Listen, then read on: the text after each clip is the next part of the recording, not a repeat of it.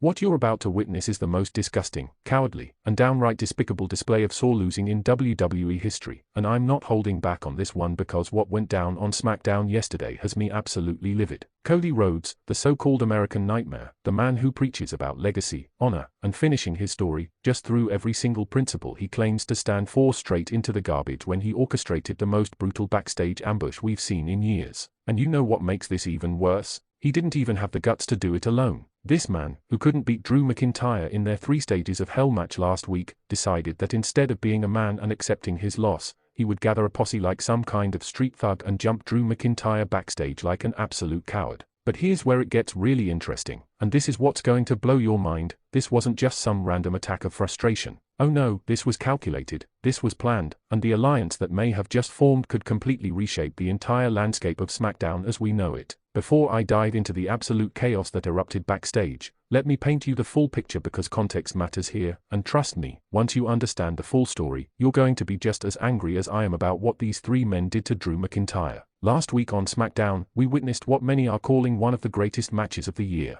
Drew McIntyre and Cody Rhodes went to absolute war in a 3 Stages of Hell match. These 2 men beat the living hell out of each other for over 40 minutes. They went through a regular match, they battled in a street fight with weapons flying everywhere, and then they took it to a steel cage where Drew McIntyre finally put Cody Rhodes away and won the match 2 falls to 1. Drew stood tall, bloodied, battered, but victorious. He proved once and for all that he is every bit as tough, every bit as resilient, and every bit as championship caliber as Cody Rhodes. The Scottish Warrior earned his victory the hard way, and everyone watching, whether you love Drew or hate Drew, had to respect what he accomplished that night. Cody Rhodes lost. Plain and simple. He gave it everything he had, but it wasn't enough. Drew McIntyre was the better man that night, and in professional wrestling, sometimes you win, sometimes you lose, but you always show respect to your opponent after a war like that. You shake hands, you acknowledge their greatness, you move on and come back stronger. That's what champions do. That's what men of honor do. But apparently, Cody Rhodes doesn't subscribe to that philosophy anymore because what he did yesterday on SmackDown was the complete opposite of honorable. Instead of coming out to the ring, looking Drew in the eye, and perhaps challenging him to another match down the line, Cody decided to hide in the shadows backstage like a snake waiting to strike. And strike he did, but not alone, and that's what makes this whole situation so much more sinister.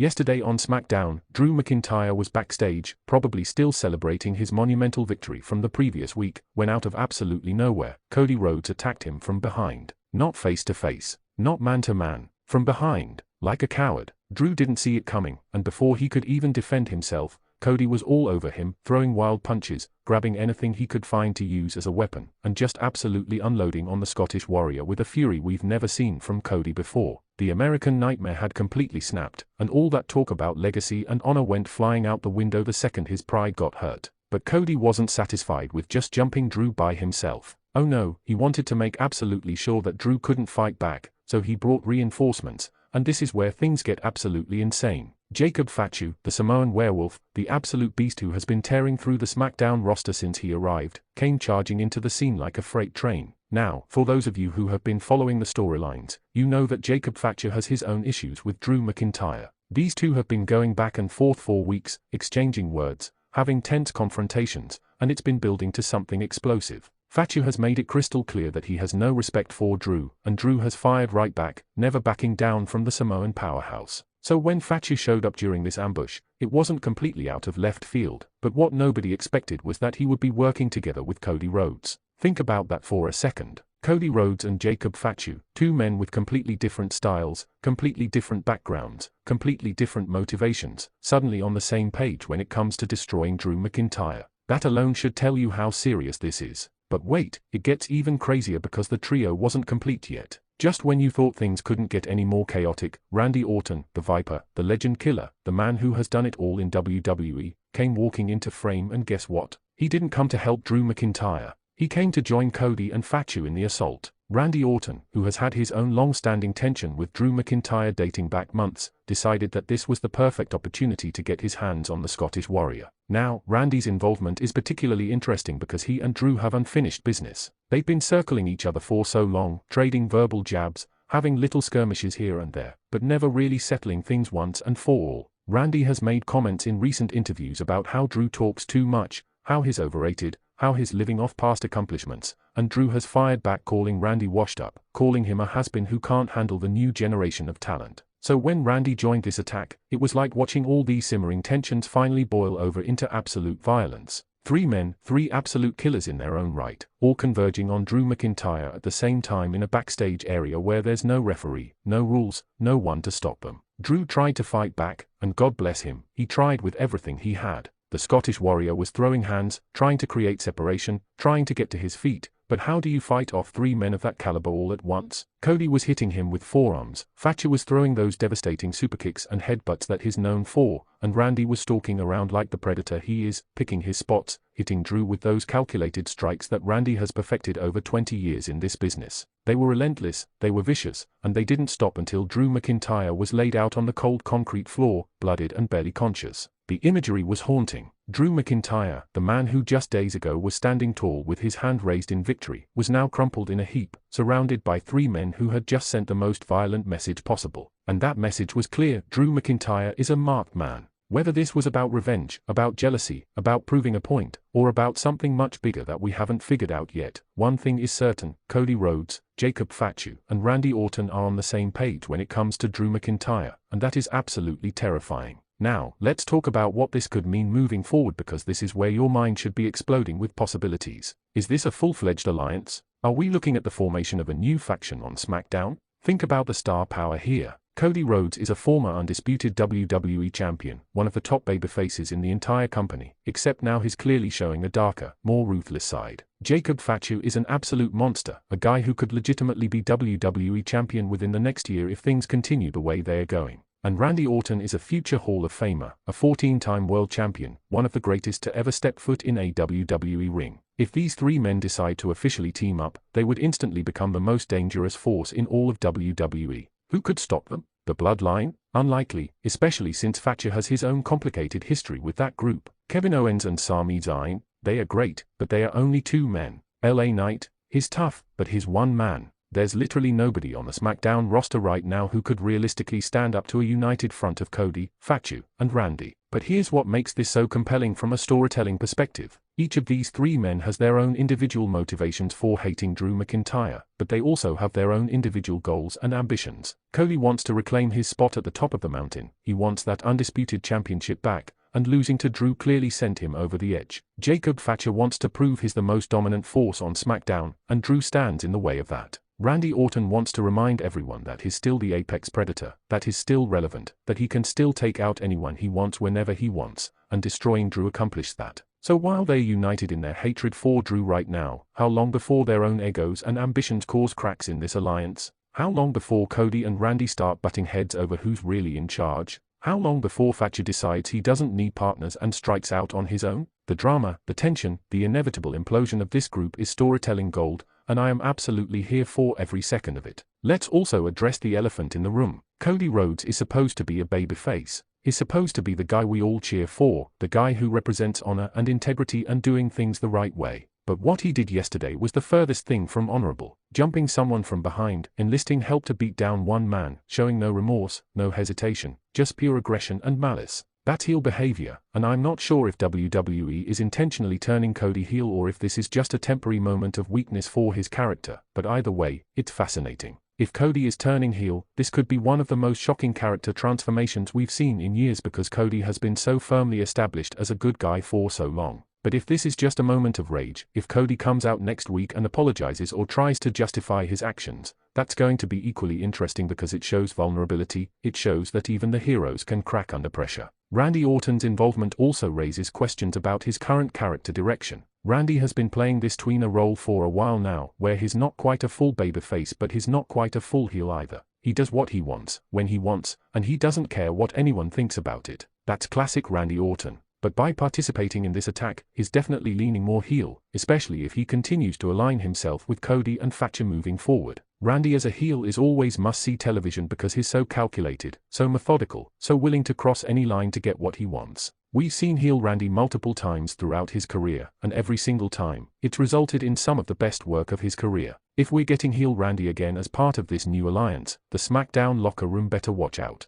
And then there's Jacob Fatu, who is already essentially a heel. Fatu doesn't play by anyone's rules, he's aggressive, he's violent, and he's made it clear since day one that he's here to hurt people and take what he wants. Fatu aligning with Cody and Randy gives him even more legitimacy, even more protection, and even more opportunities to wreak havoc. Imagine Jacob Fatu with the strategic mind of Randy Orton guiding him and the star power of Cody Rhodes backing him up. That's a recipe for absolute dominance, and it could catapult Fatu into main event status faster than anyone anticipated. Now, what about Drew McIntyre? How does he respond to this? Drew is not the kind of guy who's going to just take this lying down. He's going to want revenge, he's going to want to fight back, but how can one man possibly overcome three? Drew is going to need help, and that's where things get really interesting. Who on the Smackdown roster is willing to step up and stand with Drew against this potential new faction? Does Drew reach out to old allies? Does someone unexpected come to his aid? Or does Drew try to go it alone, relying on his own toughness and determination to overcome the odds? Knowing Drew's character, he's probably going to try to handle this himself initially, but eventually, he's going to realize he needs backup, and when that moment comes, it's going to be epic. There's also the possibility that this ambush was just a one-time thing, that Cody, Fatu, and Randy aren't actually forming an official alliance, but just happen to have a common enemy at the same time.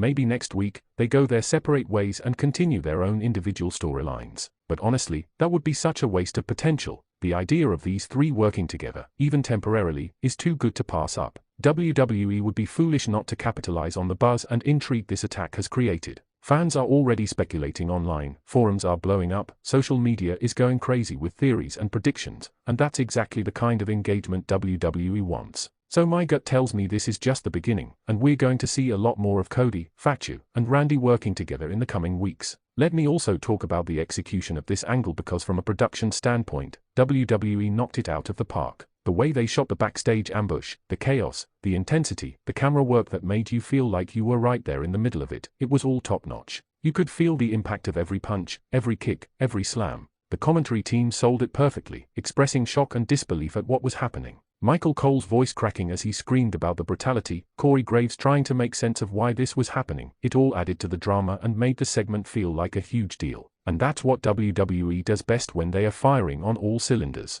They make moments feel important, they make you care about what's happening, and they make you desperate to see what happens next. The fallout from this attack is going to dominate SmackDown for weeks, maybe even months. Drew is going to want answers, he's going to want retribution, and he's not going to stop until he gets it. Cody, Fatu, and Randy are going to have to address what they did, whether they stand together or go their separate ways, and what their ultimate goals are. General Manager Nick Aldis is going to have to respond in some way, whether that's setting up matches, handing out fines or suspensions, or trying to restore order to his show. The championship picture could be affected if any of these guys are in line for title shots. Tag team dynamics could shift if Cody and Randy or Fatu and Randy decide to team up officially. There are so many directions this could go, and that's what makes it so exciting. I also want to address how this reflects the current state of WWE programming because love them or hate them, WWE knows how to create moments that get people talking. In an era where wrestling has so much competition, where fans have so many options for entertainment, WWE continues to find ways to grab your attention and keep you invested. This ambush was shocking, it was violent, it was unexpected, and it's going to make people tune in next week to see what happens.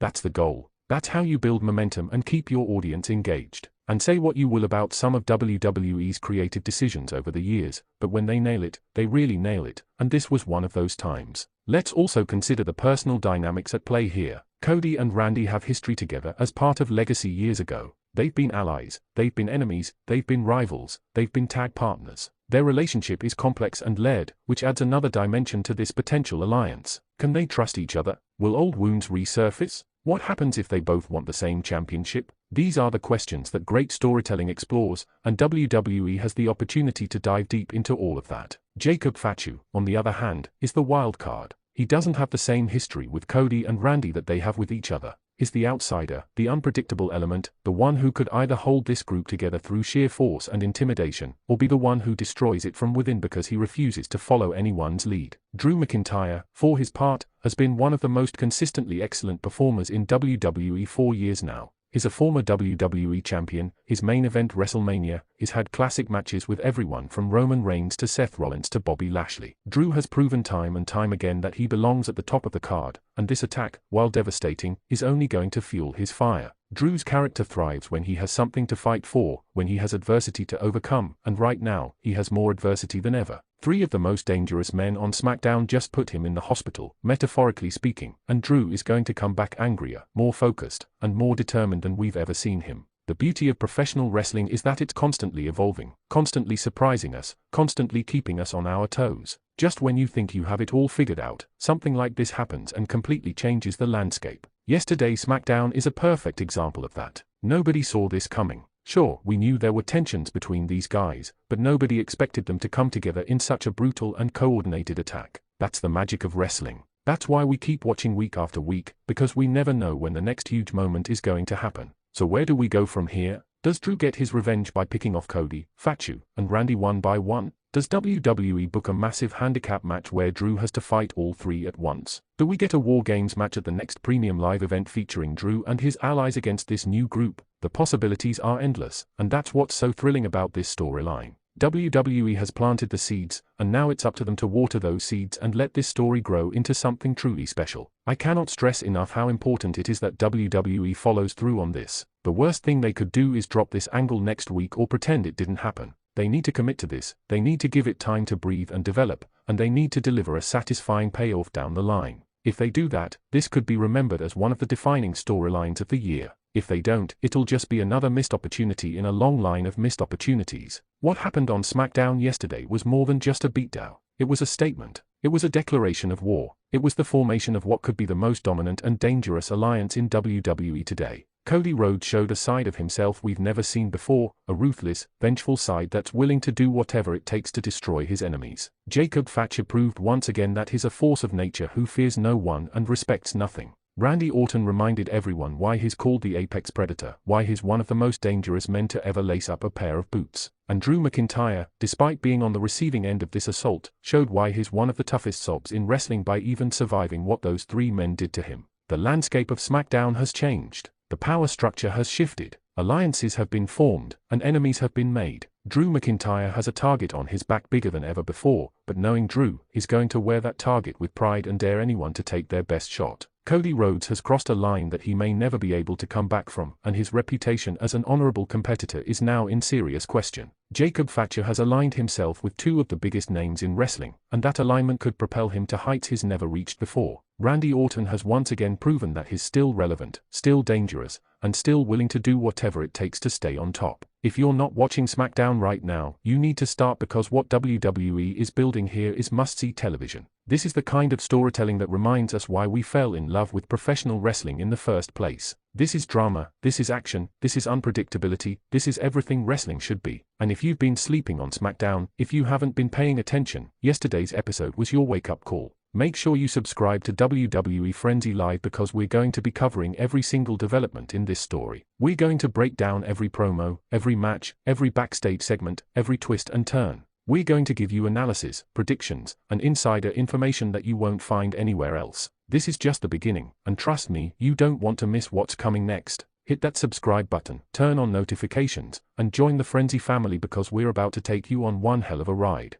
Drew McIntyre's road to redemption starts now, and we're going to be there every step of the way documenting his journey. This is WWE Frenzy Live, and we'll see you in the next one.